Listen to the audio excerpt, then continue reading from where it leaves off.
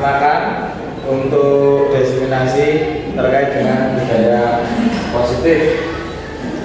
Sebelumnya Bapak Ibu, saya mohon untuk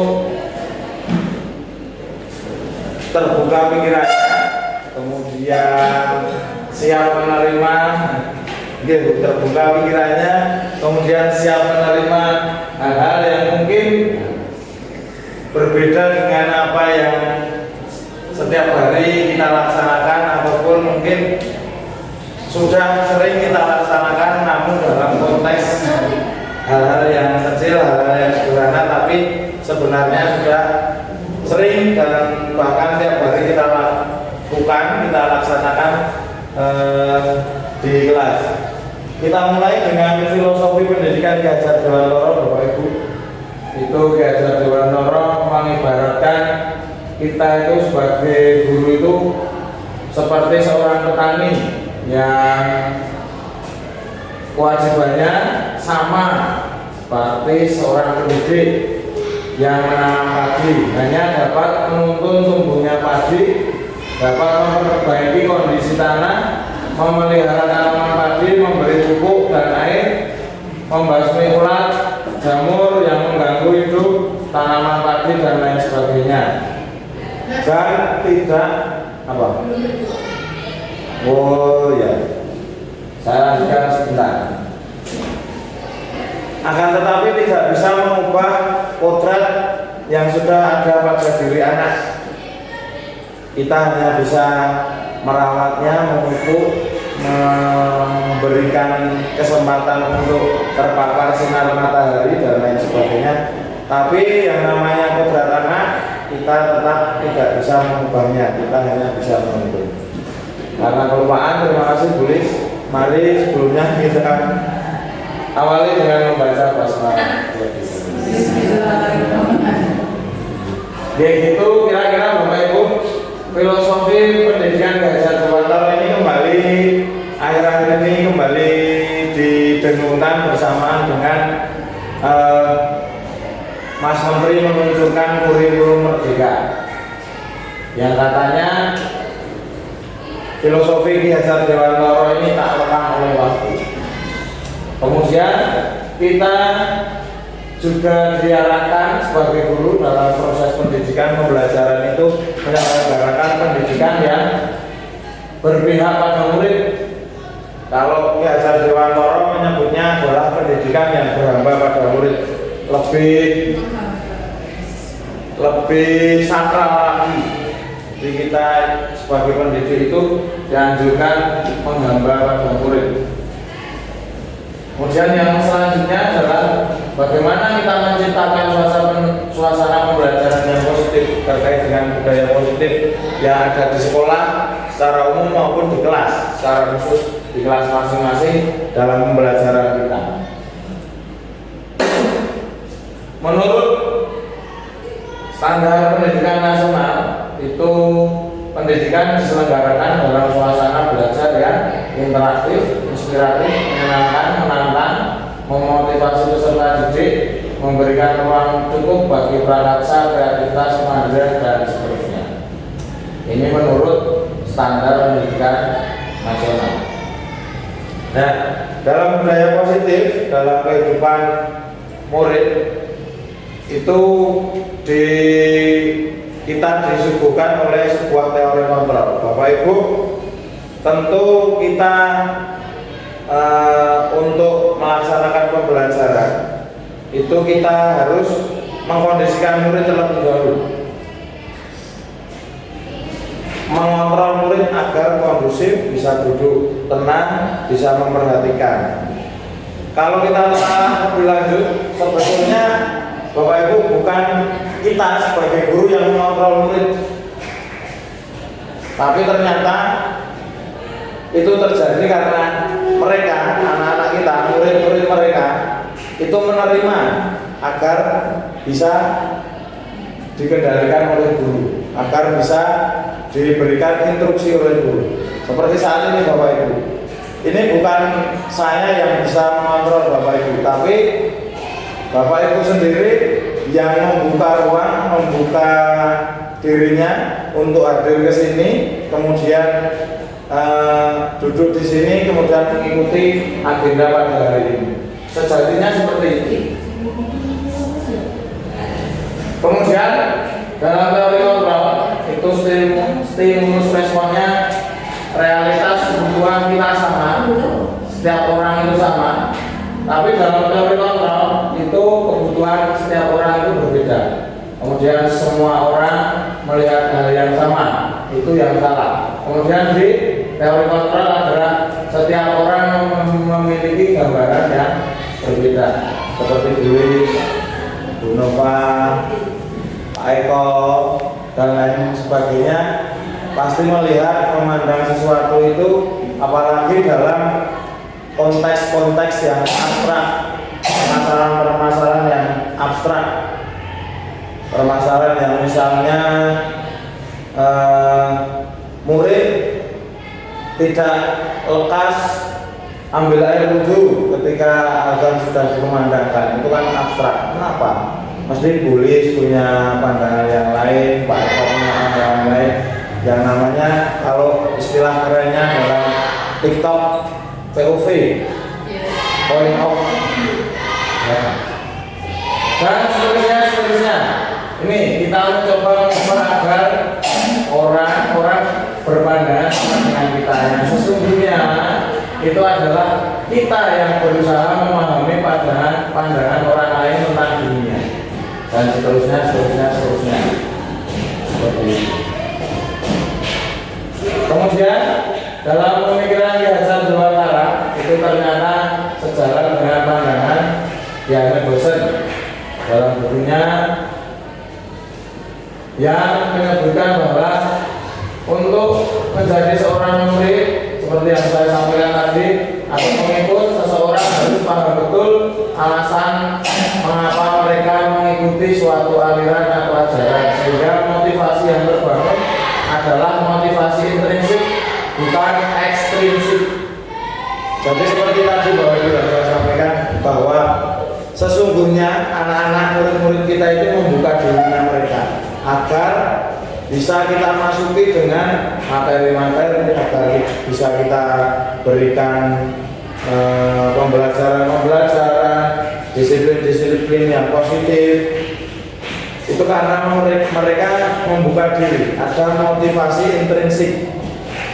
Namun yang kadang salah, itu yang mungkin banyak terjadi adalah motivasi ekstrinsik, dan bahkan mungkin itu menjadi sebuah tekanan kepada anak-anak kita. Gue kudune ini, gue kudune ini. Pak guru nggak peduli, Bu guru nggak peduli, pokoknya kamu harus begini. Itu yang terjadi adalah motivasi dari luar yang akan terjadi berkelanjutan menjadi sebuah tekanan. Kemudian untuk menuju ke budaya positif, Bapak Ibu pasti sudah mengetahui yang namanya nilai kebijakan universal, yaitu kebijakan yang disepakati oleh semua orang di Jogja, di Surabaya, di Inggris dan lain sebagainya. Pasti itu sama, memahami bahwa rajin adalah nilai kebajikan, bahwa sopan adalah sebuah nilai kebajikan, baik itu oleh anak kecil, orang dewasa, dan lain sebagainya di belahan dunia yang manapun. Berikut ini contoh-contoh nilai kebajikan yang pasti Bapak Ibu dan semua orang pasti percaya ini adalah nilai kebajikan yang baik atau yang bisa dimiliki oleh semua orang. Kemudian yang selanjutnya terkait dengan teori motivasi tadi, itu berkaitan dengan hukuman, penghargaan, dan restitusi. Nah, kita mulai dengan sebenarnya ada 3 motivasi manusia itu berperilaku. Latar belakangnya apa? Yang pertama, untuk menghindari tidak nyaman orang berperilaku agar mereka terhindar dari hukuman atau ketidaknyamanan.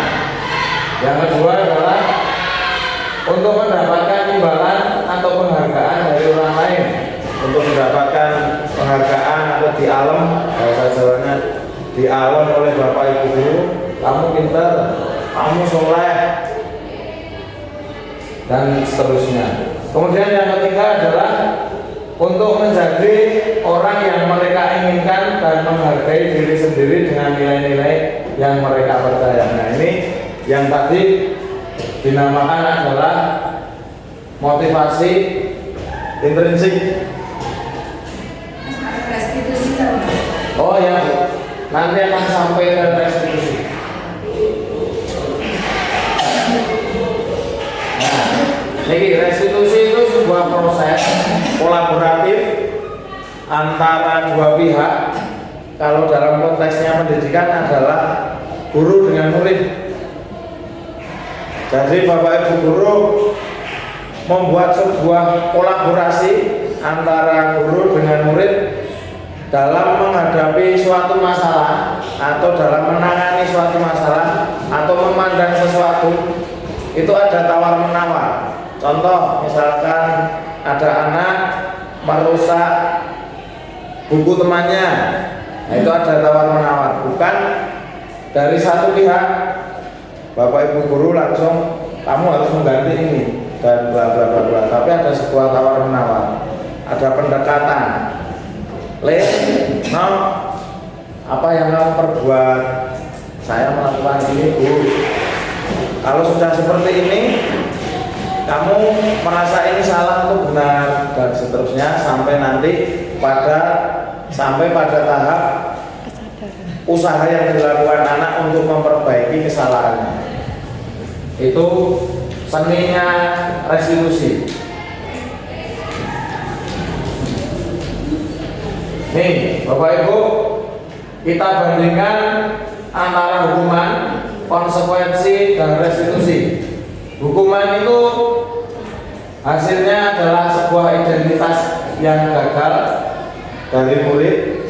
Kemudian konsekuensi dan restitusi itu menghasilkan identitas yang sukses untuk murid. Ini juga akan terciptanya disiplin. Kita bandingkan, hukuman itu sesuatu yang menyakitkan harus terjadi. Kalau konsekuensi sesuatu yang harus terjadi. Kemudian restitusi itu adalah merupakan pilihan. Jadi anak diberikan tawaran, kemudian si anak yang melakukan kesalahan katakanlah mempunyai pandangannya sendiri, memilih alternatif yang bisa dilakukan untuk memperbaiki kesalahan atau untuk mengganti hal yang sudah dibuatnya. Yang selanjutnya, hukuman menghasilkan ketidaknyamanan untuk murid bahkan untuk jangka waktu yang panjang, mungkin denda dan lain sebagainya, dan merasa dirinya sebagai manusia yang gagal. Kemudian konsekuensi ini bisa jadi juga murid menjadi tidak nyaman namun dalam waktu jangka pendek. Sedangkan restitusi itu menguatkan karakter dalam jangka waktu yang panjang. Untuk hukuman, korban mendapatkan keadilan, ya jelas langsung dapat. Si A menyobek buku temannya, langsung diberikan hukuman untuk menggantinya. Korban mendapatkan keadilan. Untuk konsekuensi, korban bisa diabaikan, namun bisa juga mendapatkan keadilan. Untuk restitusi, korban mendapat ganti yang sepadan. Kemudian untuk hukuman, murid akan merasa tersakiti. Untuk konsekuensi, murid akan dibuat tidak nyaman. Sedangkan restitusi, murid akan mendapatkan penguatan karena mengetahui pembelajaran di balik peristiwa atau kesalahan yang sudah dibuat. Dan ada lagi hal-hal yang lain, tetapi pada intinya hukuman konsekuensi dan restitusi mempunyai porsi ataupun takarannya pada masing-masing. Dan selanjutnya ini masih banyak.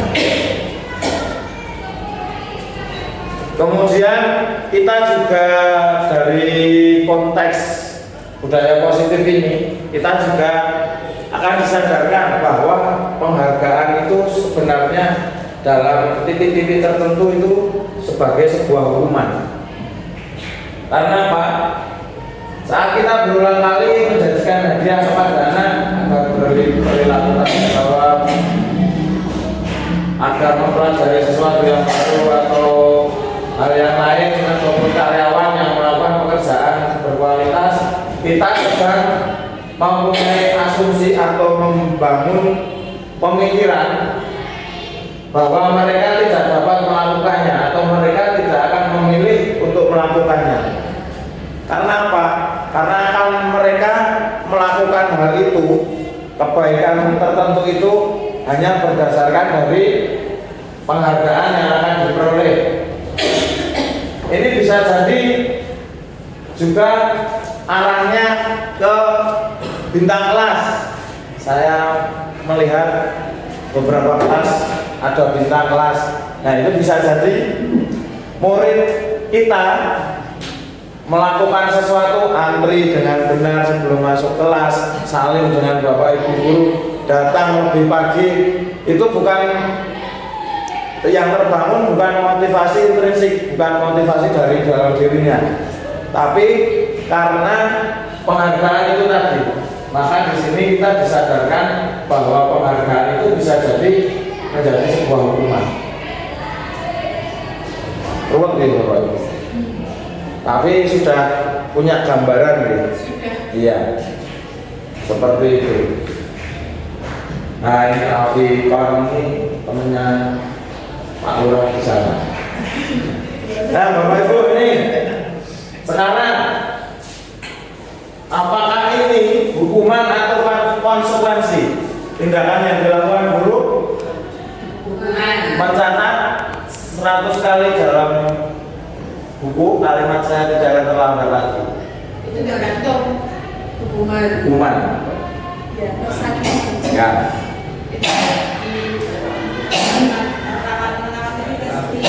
Ya. Bisa juga restitusi kalau misalnya sebelumnya ada tawaran. Oh iya itu. Tapi kan di sini konteksnya langsung merujuk pada memberikan instruksi kepada si anak untuk melakukan mencatat 100 kali ini. Kemudian ini juga kalau dilihat lagi tidak sesuai konteksnya. Kemudian membersihkan coretan makhluk sebentar. Ya, ini konsekuensi Bapak Ibu. Kemudian yang selanjutnya murid diminta untuk push up karena tidak memakai masker. Hukuman. Kemudian mengganti kertas tugas teman yang telah konsekuensi. Berjemur di lapangan basket karena ngobrol dengan teman. Hukuman. Murid diminta bertelanjang kaki sepanjang hari karena tidak menggunakan sepatu warna hitam.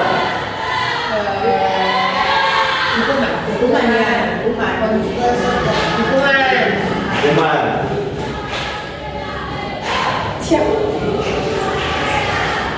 Nah, kita ke restitusi Bapak Ibu. Cepat banget. Nyata lagi sebelumnya. Restitusi tadi itu bukan untuk menebus kesalahan, namun untuk belajar dari kesalahan. Maka tadi saya sampaikan tidak sesuai konteks. Mencatat 100 kali saya tidak akan terlambat. Tidak sesuai konteksnya. Lari lapangan basket karena terlambat di sekolah, tidak sesuai konteksnya. Akan sesuai konteks kalau itu Bu Nova yang memberikan instruksi itu. Terlambat berbaris, ya sudah, harus konsekuensinya harus lari lapangan basket 2 kali. Itu sesuai konteks karena pembelajaran jasmani. Kemudian restitusi itu untuk memperbaiki hubungan antara ada tawar menawar, bukan langsung memberikan instruksi A B C D, kamu harus gini, kamu harus gini. Kemudian yang selanjutnya tadi tawaran bukan paksaan, restitusi. Selanjutnya menuntun untuk melihat ke dalam diri. Kita mengajak atau kita sebagai guru berusaha untuk membuka, menyelami anak-anak agar motivasi dalam dirinya itu muncul, motivasi intrinsik dari dalam dirinya. Kemudian restitusi itu untuk mencari kebutuhan dasar yang mendasari tindakan. Nah, ini nanti kita akan cari Bapak Ibu kebutuhan dasar manusia itu seperti apa. Kemudian restitusi diri adalah cara yang paling baik dikatakan oleh Dr. William Lesser. Restitusi itu fokus pada karakter, bukan tindakannya. Restitusi itu untuk menguatkan, restitusi fokus pada solusi, restitusi untuk mengembalikan murid yang berbuat salah pada kelompoknya. Apa yang dikatakan restitusi? Contoh, ini sebagai guru kita akan mengatakan seperti ini apabila kita akan menjalankan restitusi. Kamu ingin menjadi orang seperti apa? Kamu akan terlihat, terdengar, dan terasa seperti apa kalau kamu sudah menjadi orang baik, kalau kamu menjadi orang yang nakal, kalau kamu menjadi orang yang malas, kamu akan seperti apa, terlihat seperti apa. Apa yang kamu percaya tentang bagaimana kita memperlakukan orang lain, bagaimana kamu diperlakukan, apa nilai yang diajarkan di keluargamu, kita gali Bapak Ibu. Restitusi itu menggali. Apakah kamu memegang nilai ini? Nah, untuk menjalankan restitusi Bapak Ibu, kita harus mengawali dengan keyakinan sekolah atau keyakinan kelas. Jangan pernah melakukan restitusi pada anak sebelum dimulai dengan keyakinan kelas, kecuali kita rujuk ke nilai-nilai kebijakan universal. Kita rujuk ke nilai-nilai universal seperti tadi pandai, sopan, santun, bisa kita rujuk ke sana tanpa melalui keyakinan kelas atau keyakinan sekolah. Mengapa Bapak Ibu bukan peraturan kelas? Ternyata beda Bapak Ibu. Peraturan itu sifatnya mengikat, memaksa. Pokoknya harus ini. Peraturan berlalu lintas, kita harus memakai helm saat mengendarai motor. Itu peraturan, bukan keyakinan lalu lintas. Kalau keyakinan lalu lintas, apa yang kita percaya dengan memakai helm? Udah sih? Apa? Selamat. Selamat. Nah, itu baru keyakinan lalu lintas. Kalau peraturannya itu merujuk pada undang-undang yang ada, undang-undang lalu lintas. Kalau keyakinan merujuk kepada nilai universal, kebijakan universal, keselamatan, nilai kebijakan universalnya. Kemudian dalam keyakinan kelas itu kita harus mengganti kalimat negatif menjadi kalimat positif. Kalimat negatif yang berbunyi jangan berlari di kelas, kita ganti menjadi berjalanlah di kelas. Hindari kata jangan. Ya, sama atau tidak boleh ngobrol di kelas. Diam atau memperhatikan ketika di kelas. Dan seterusnya. Bapak Ibu sudah ahli dalam ini. Ini contoh di kelas 1, keyakinan kelas 1, setiap anggota kelas perlu belajar, setiap anggota kelas perlu senang. Di kelas 1 mesti diulang Bu Wati sama Bunda tepuk-tepuk mesti senang, dan seterusnya. Contoh keyakinan di kelas 1. Kemudian contoh keyakinan di kelas 5, selalu bersikap positif, senantiasa menjadi orang atau diri yang terbaik, percaya dan menghormati orang lain serta barang miliknya, barang milik orang lain maksudnya, berkomitmen terhadap setiap tugas, senantiasa membantu. Ini untuk kelas 6, nilai hormat, nilai bekerja, nilai diterima dan dimiliki. Kemudian untuk mengarahkan anak-anak pada keyakinan sekolah ataupun keyakinan kelas, kita bisa mulai dari tugas guru dan tugas murid. Tugas guru mengajar, mendidik dan sebagainya. Tugas murid ini loh, no, tugas murid itu kalau tugas bapak guru ini. Kalau bapak guru tugasnya bukan ini, menyakiti, memaksa kamu untuk belajar. Enggak, tugas bapak guru bukan itu. Tugas bapak guru bukan menyakiti, mengeluh, merusak barang pribadi dan ini bu. Guru tugasnya bukan menyakiti atau disakiti, bukan mengeluh, merusak barang pribadi atau orang lain.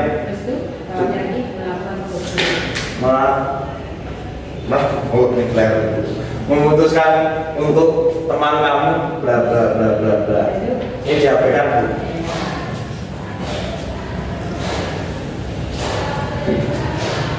Itu keyakinan kelas.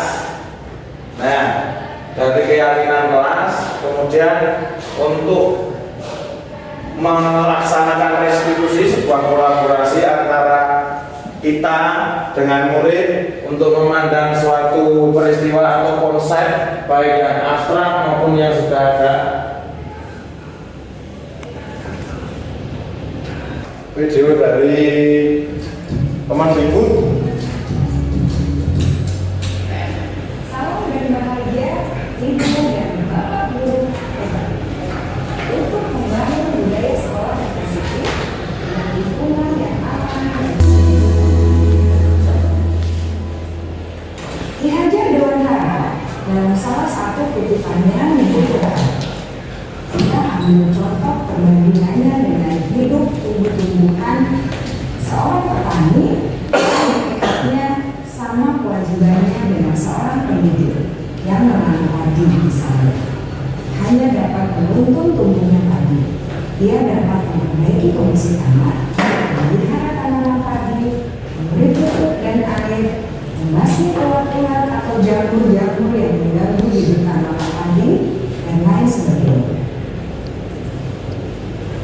Ketika guru memahami kebutuhan apa yang mendasari perilaku murid, dan guru berusaha menuntun dan mendukung murid dalam memenuhi kebutuhannya secara positif, pada hakikatnya guru tersebut ibarat seorang petani yang sedang berusaha memahami kebutuhan masing-masing tanaman, dan ia berusaha memenuhi kebutuhan tanaman tersebut agar dapat tumbuh dengan subur dan maksimal. Dr. William Glasser, seorang psikiater dari Amerika Serikat, menyatakan bahwa seluruh tindakan manusia memiliki tujuan tertentu, yaitu memenuhi kebutuhan dasarnya. Ketika kelima kebutuhan dasar telah terpenuhi secara memadai, maka murid akan tumbuh dengan seimbang dan bahagia. Sebaliknya, ketika kebutuhan dasar tidak terpenuhi dengan baik, seseorang akan mengalami emosi negatif seperti bosan, sedih, dan kecewa. Mereka baik jika mereka akan merasa aman, pangan, sandang, dan papan yang terpenuhi. Bagaimana mungkin mereka dapat belajar dengan baik bila mereka datang ke sekolah dengan perut yang lapar atau bila rumah mereka kebanjiran?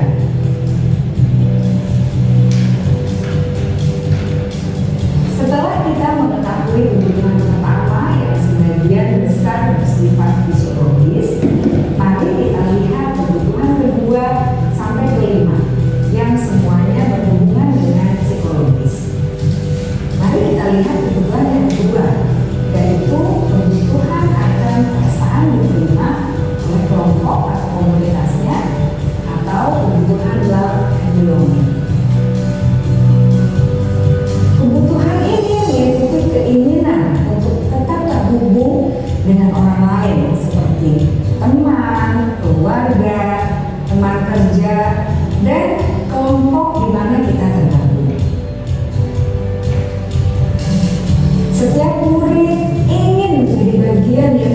bangga dari kelas dan juga sekolah. Mereka juga ingin diterima oleh orang lain dan kelompoknya. Bahkan murid yang terlihat paling cuek pun jauh di dasar hatinya pasti ingin merasa diterima. Sebagai guru, seharusnya kita dapat menerima murid kita apa adanya, sesuai dengan kodratnya. Karena setiap murid adalah unik. Mereka memiliki kekuatannya masing-masing, sehingga guru seharusnya bisa menciptakan kesempatan untuk murid berkolaborasi dan memiliki ikatan emosi satu sama lain. Murid-murid yang memiliki kebutuhan yang besar untuk merasa diterima, biasanya mereka belajar karena suka pada gurunya, dan mereka juga suka bekerja dalam kelompok. Kebutuhan yang ketiga adalah kebutuhan akan kebebasan atau kebutuhan membuat pilihan. Murid harus diberi kesempatan untuk membuat pilihan dan bertanggung jawab atas pilihan yang mereka telah ambil. Memberi mereka kebebasan bukan berarti membiarkan mereka melakukan apa saja yang mereka mau. Sangatlah penting bagi kita untuk mengetahui kebutuhan dasar murid-murid agar kita memahami alasan di balik sikap dan tingkah laku mereka. Bila murid berperilaku buruk atau melanggar aturan sehingga tindakannya tidak sesuai dengan nilai-nilai kebajikan, maka guru harus mencari tahu alasan yang mendasari tindakan tersebut dan kebutuhan apa yang belum terpenuhi. Melalui percakapan dengan guru dalam pendekatan disiplin positif, murid dapat diajar untuk bersikap reflektif dalam mengenali kebutuhan-kebutuhan yang berusaha mereka penuhi dan mendasari tindakan mereka. Jika guru mengabaikan perilaku murid-murid, maka perilaku tersebut akan berpengaruh pada suasana kelas yang kurang kondusif dan akan berpengaruh pada tujuan dari pendidikan itu sendiri. Ibu bapak guru hebat, mari kita menjadi guru yang lebih baik dengan memahami kebutuhan dasar murid-murid kita dan senantiasa membimbing mereka untuk menjadi pribadi yang berdaya, seimbang, dan bahagia. Salam dan bahagia, Ibu dan Bapak guru hebat. Oke, itu Bapak Ibu untuk 5 kebutuhan dasar manusia.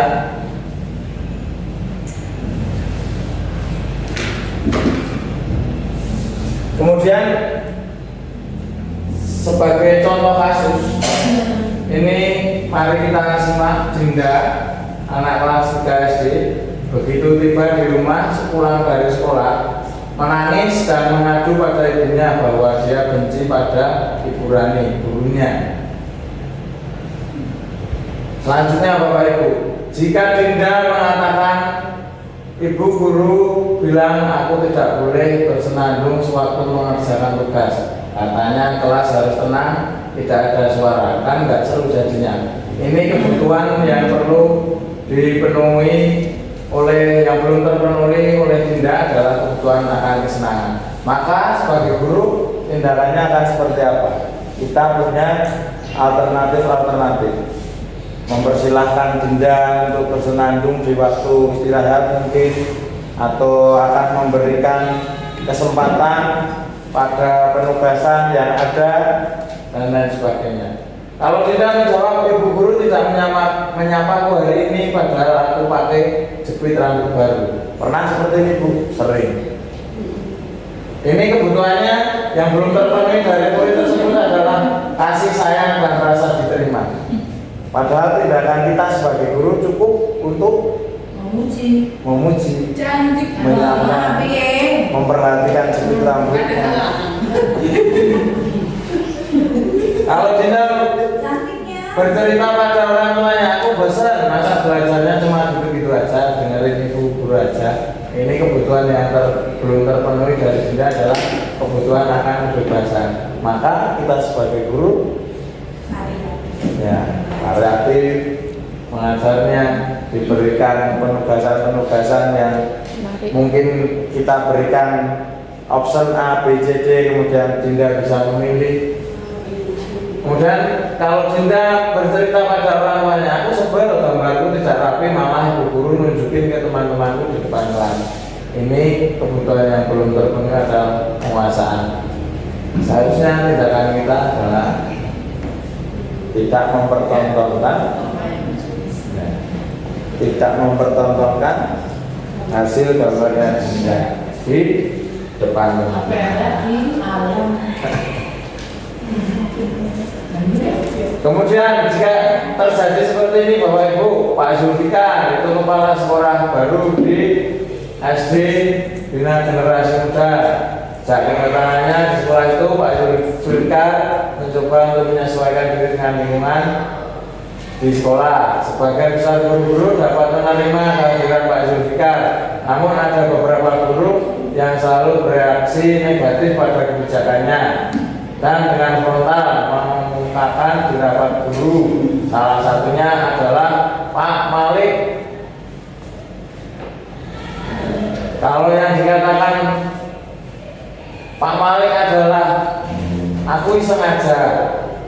Sebenarnya aku senang lihat capsek baru itu kebingungan kalau kata tanya-tanya di rapat. Itu kebutuhan guru tersebut. Itu yang belum terpenuhi adalah kebutuhan akan kesenangan. Sebagai rekan kita harus menasihati dan memberikan rasa senang. Nah, ini senang tulis berarti nggak akan seperti ini. Kemudian kalau jawaban Pak Malik atau Pak Malik mengatakan biar dia kenal sama aku dan aku ingin nantinya bisa dekat sama beliau dan kerja bareng sama beliau, kayaknya orangnya baik. Kebutuhan yang belum terpenuhi oleh Pak Malik adalah cinta dan kasih sayang atau rasa diterima. Maka tindakan kita sebagai guru ya gitu caranya. Dan seterusnya, ini penguasaan. Kalau sebenarnya nggak paham boleh bicara apa tadi, makanya saya tanya-tanya saja daripada saya kelihatan tidak paham. Masa aku udah senior di sini tapi kelihatannya nggak paham. Malu dong. Ini kebutuhan yang belum terpenuhi, penguasaan. Tanya aku nggak apa-apa. Ya, boleh. Dan selanjutnya. Gimana Bu? Nggak gitu Bu. Kemudian dari 5 kebutuhan dasar manusia yang tadi disampaikan dalam video diulang-ulang, setiap perilaku murid itu pasti ada alasannya. Kita sebagai guru harus mencari tahu alasan murid melakukan hal itu atau mungkin hal negatif itu karena kebutuhan apa yang belum terpenuhi dalam dirinya. Makanya kita sebagai guru, kita disodorkan sebagai guru yang punya 5 posisi kontrol. Yang pertama, penghukum.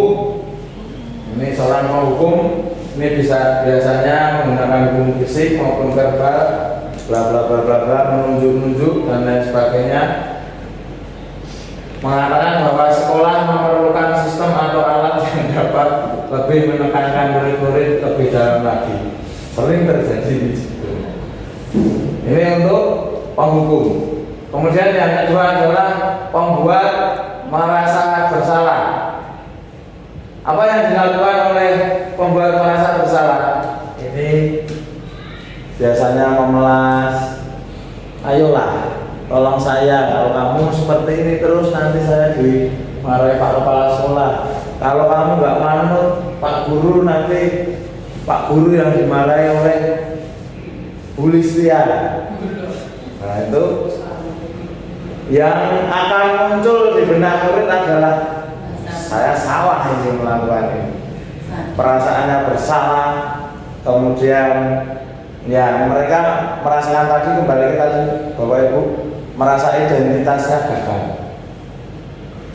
Kemudian yang selanjutnya adalah posisi kontrol guru menempatkan diri sebagai seorang teman. Ini yang sering saya lakukan. Guru pada kasus ini tidak menyakiti murid, namun akan tetap berupaya mengontrol murid melalui persuasi. Ini ada negatif maupun positifnya, Bapak Ibu. Saya juga baru tersadar ketika mendapatkan ini. Oh, ternyata negatifnya pantesan ya. Anak-anak pas tak suruh ini kok malah jaluk gendong, pas tak suruh ini malah apa? Minta peluk dan lain sebagainya. Oh, ternyata saya belum pada puncak restitusi posisi kontrol yang seharusnya. Kemudian yang selanjutnya pemantau, Bapak Ibu. Pemantau itu akan mengarahkan pada konsekuensi sanksi, kemudian merujuk pada nilai-nilai kebajikan, namun akan lebih kepada aturan-aturan yang ada dikaitkan dengan aturan. Sekolah ini aturannya harus sepatunya hitam. Kenapa kamu nggak hitam? Di sekolah ini seharusnya begini. Aturannya kan seperti ini. Harus gimana, Bu? Banyak Bu.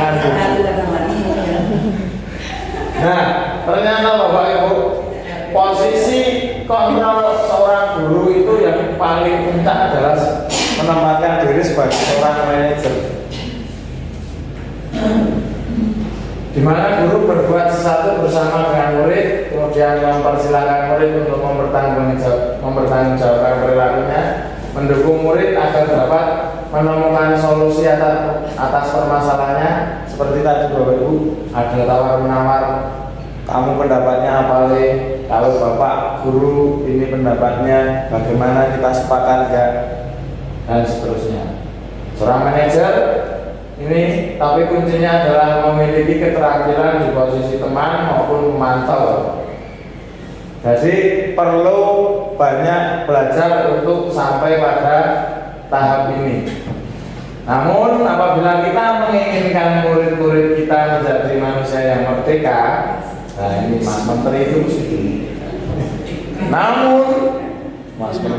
Namun bila kita ingin murid-murid kita itu menjadi murid yang merdeka, kita harus mengacu pada restitusi dan posisi kontrol sebagai seorang manajer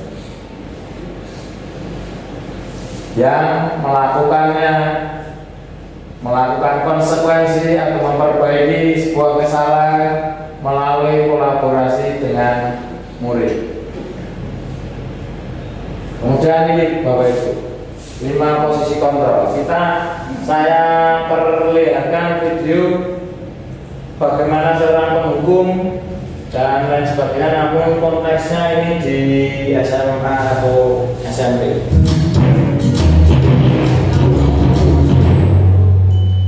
Salam bahagia Ibu dan Bapak Guru hebat. Dalam penerapan disiplin positif restitusi, salah satu program yang dikembangkan adalah 5 posisi kontrol. 5 posisi kontrol dalam restitusi adalah proses perjalanan seorang pendidik agar dapat mengenali dirinya. Pada video kali ini, kita akan membahas tentang 5 posisi kontrol yang dikembangkan oleh Diane Dawson dan contoh penerapannya.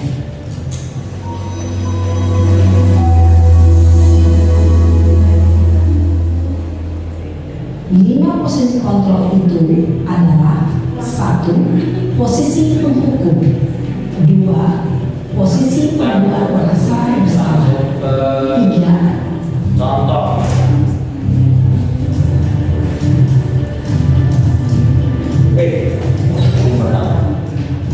Si penghukum adalah murid cenderung akan memberontak, bahkan menyimpan dendam.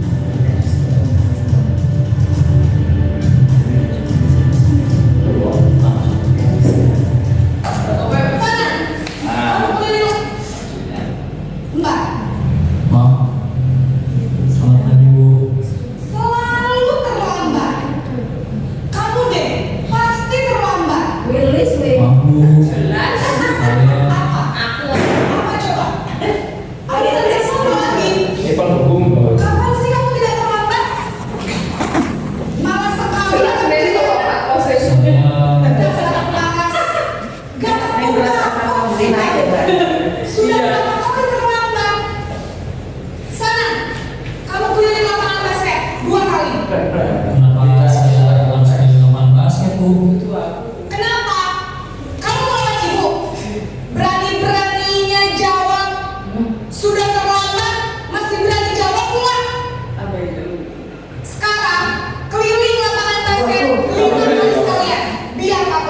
Cepat, pergi sana ke lapangan basket. Gurunya masih siap. Nah, ini yang pembuat olahraga saudara. Naren,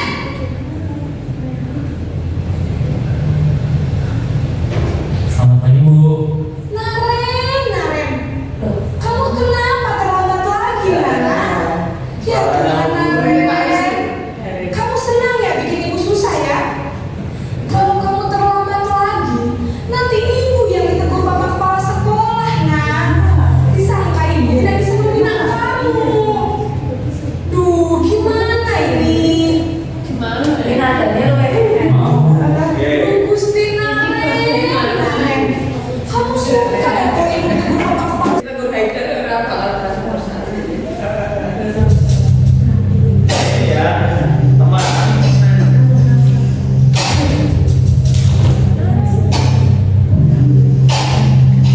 Naren, Hei,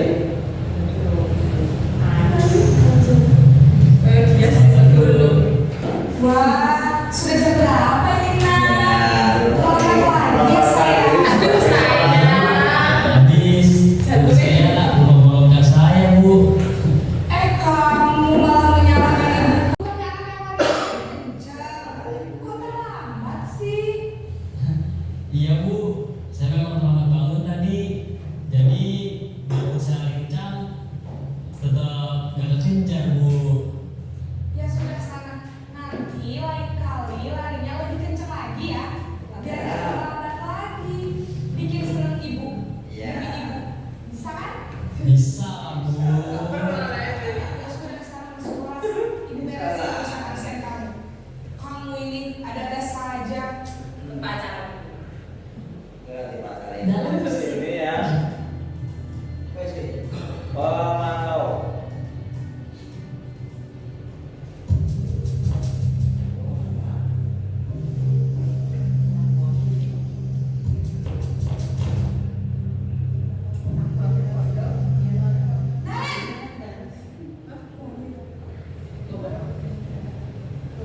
Selamat pagi Bu. Naren, apa peraturan sekolah kita tentang jam berapa kita harus masuk sekolah, Nak? Kita harus di sekolah jam 7 Bu. Iya betul, sekarang sudah jam 7.20. Naren sudah tahu konsekuensinya jika terlambat hadir. Paham Bu, saya harus tinggal kelas pas jam istirahat selama 20 menit. Iya benar, konsekuensinya demikian. Jadi nanti jam 9.30 pas istirahat, kamu harus tinggal di kelas, kerjakan tugas tambahan untuk ketertinggalan kamu, ya? Baik Bu. Posisi pemantau Dan yang terakhir akan Bapak Ibu, posisi manajer. Selamat pagi Bu. Selamat pagi Naren. Maaf Bu, saya terlambat. Iya, sekolah masuknya jam 7, sekarang sudah jam 7.20. Jadi sekarang bagaimana ini Naren? Maaf Bu, saya lupa setel alarm saya semalam. Baiklah, menurut kamu, keyakinan sekolah yang mana yang perlu kamu tingkatkan? Menghargai diri sendiri dan orang lain mungkin ya Bu. Setuju. Jadi, apakah Naren meyakini prinsip saling menghormati tersebut? Iya Bu, saya meyakininya. Apakah Naren bersedia memperbaiki masalah keterlambatan ini? Bersedia Bu. Bagaimana kamu akan perbaiki masalah keterlambatan ini? Ada tawaran. Saya akan coba untuk tidak lupa menyetel alarm saya Bu.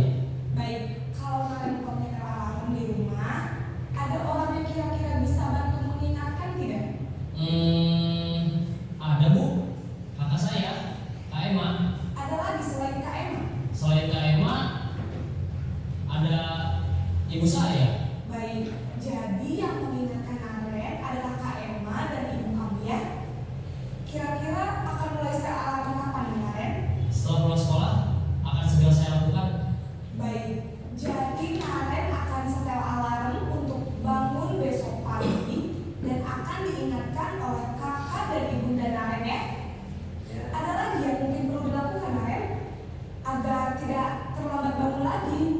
Tidak ada Bu. Baik Naren,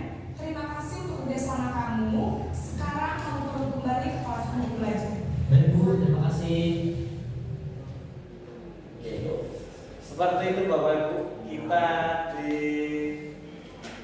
diarahkan untuk memegang kendali pada kontrol sebagai seorang manajer. Tadi kata-katanya berbeda terkait dengan penghukum, membuat merasa bersalah, teman, pemantau, guru, manajer. Yang di manajer terlihat sekali ada tawar-menawar, kemudian menggali apa yang bisa dilakukan oleh murid yang melakukan kesalahan, kemudian menggali bagaimana murid memberikan solusi atas kesalahan yang dibuatnya.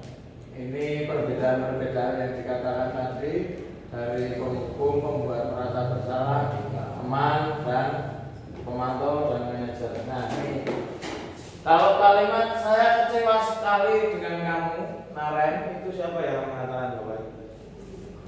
Ya, maksudnya di posisi lima kontrol tadi. Membuat merasa bersalah. Terus membuat merasa bersalah. Kemudian kamu tidak pernah benar melakukannya. Penghukum. Ayo lakukan bunyi saya. Lakukan bunyi saya.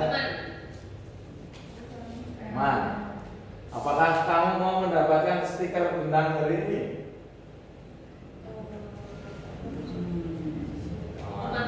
Oh, bagaimana kamu bisa menyelesaikan? Kamu selalu yang paling terakhir. Pemantau.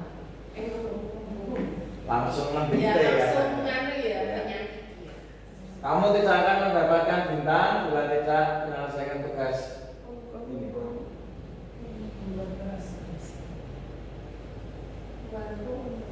Rujukannya apa tak? Bapak Ibu kalau pemantau itu masih mengaitkan Embel-embel. ya embel-embel, masih ada dirujuk ke Syarat. peraturan sekolah dan lain sebagainya. Berapa kali sih saya sudah mengatakan kepada kamu?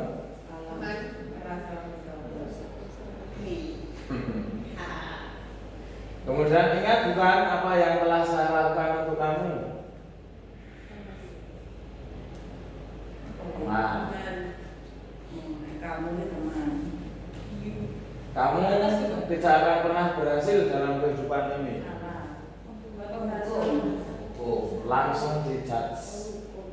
Apa rencanamu untuk menyelesaikannya? Bapak Ibu sudah tergambar. Tadi Bapak Ibu, restitusi adalah proses menciptakan kondisi bagi murid untuk memperbaiki kesalahan mereka melalui menggali apa yang mereka yakini, nilai-nilai kebajikan apa yang mereka percayai, dan seterusnya. Kemudian untuk melaksanakan restitusi kita diberi jalan atau diberi formula yang namanya adalah segitiga restitusi. Yang pertama, langkah yang pertama adalah menstabilkan identitas terlebih dahulu. Kemudian yang kedua adalah validasi tindakan yang salah. Kemudian berikutnya adalah menanyakan keyakinan yang dipercayai oleh murid. Ini Bapak Ibu, yang pertama, jika ada murid yang melakukan kesalahan, itu kita stabilkan identitasnya terlebih dahulu. Contoh kata yang bisa kita sampaikan atau pertanyakan kepada murid yang melakukan kesalahan adalah setiap orang pasti pernah melakukan kesalahan. Kamu bukan orang satu-satunya yang melakukan ini. Setelah menstabilkan identitas, langkah selanjutnya adalah memvalidasi tindakan yang salah yang dilakukan oleh murid kita. Diberikan contoh, kamu tentu punya alasan mengapa melakukan itu. Ini tadi merujuk kepada 5 kebutuhan dasar manusia. Kemudian adakah cara yang lebih efektif untuk mendapatkan apa yang kamu butuhkan? Keyakinan kelas apa yang telah kita sepakati? Itu dalam tahap menanyakan keyakinan. Atau kamu ingin menjadi orang seperti apa? Orang yang sukses, orang yang sopan dan santun dan lain sebagainya. Ini formula untuk melaksanakan restitusi. Yang pertama, kita stabilkan identitas anak-anak kita. Kemudian kita validasi tindakan yang salah. Kita coba untuk mereka agar paham apa kesalahan mereka dan apa yang menjadi faktor yang menyebabkan mereka melakukan itu. Kemudian selanjutnya baru kita rujuk pada keyakinan kelas dan atau nilai kebajikan universal. Terus kita rujuk anak-anak tersebut kepada apa yang dia inginkan. Kemudian kita rujuk yang terakhir adalah solusi apa yang tergambar atau terpikirkan di benak mereka. Saya pernah Bapak Ibu mempraktekkan ini dan belum berhasil. Mbak Yun ingat waktu Raffi kunci di kamar mandi. Saya teringat teori segitiga restitusi ini. Saya praktekkan hanya sampai Raffi mau keluar dari kamar mandi dan menuju kelas. Setelah di kelas menang tetap nangis, sedangkan teman-teman yang lainnya wis bubar ora karuan. Waduh. Saya nggak berhasil. Seharusnya sampai menyadari kesalahannya, kemudian anaknya punya solusi untuk memperbaiki masalah. Tapi Bapak Ibu, kemarin saya dibantu Mas sudah bentar ya. Ini merekonstruksi. Ini hanya rekonstruksi dari Gus Guntur.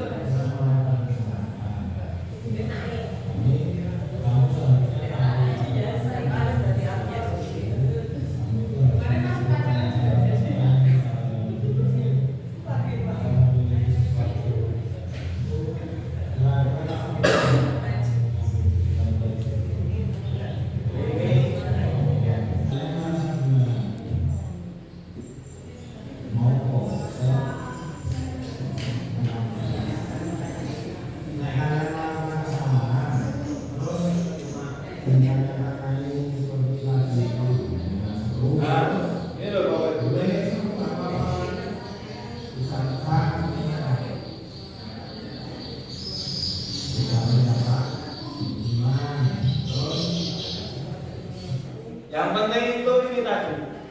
Kalau saat pertanyaan saya, kalau kalian melakukan kesalahan, terus Bapak Ibu guru melakukan hal seperti yang Pak Agus lakukan kepada kalian tadi, apa yang kalian rasakan? Seru, mereka bilang seru, tidak mendapatkan hukuman, terus bisa milih solusinya apa? Itu yang mereka katakan.